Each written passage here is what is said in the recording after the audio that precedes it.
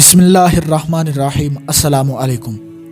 روایت ہے حضرت ابو ہریرہ رضی اللہ تعالیٰ عنہ سے، فرماتے ہیں فرمایا رسول پاک صلی اللہ تعالیٰ علیہ وآلہ وسلم نے کہ قوی مسلمان کمزور مسلمان سے اچھا ہے اور اللہ تبارک و تعالیٰ کو پیارا ہے۔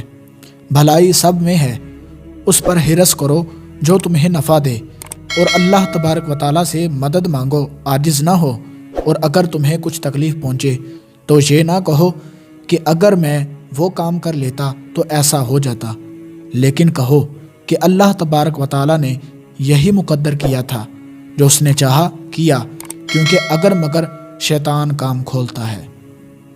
روایت ہے حضرت سفیان ثوری رضی اللہ تعالیٰ عنہ سے، فرماتے ہیں کہ گزشتہ زمانہ میں مال ناپسند تھا، لیکن آج مال مومن کی ڈھال ہے، اور فرمایا اگر یہ اشرفیاں نہ ہوتی تو بادشاہ ہم کو رومال بنا لیتے، اور فرمایا جس کے پاس کچھ دولت ہو تو وہ اسے سنبھالے بڑھائے، کیونکہ یہ زمانہ وہ ہے کہ اگر کوئی محتاج ہو جائے تو پہلی چیز جو خرچ کرتا ہے وہ اس کا دین ہے۔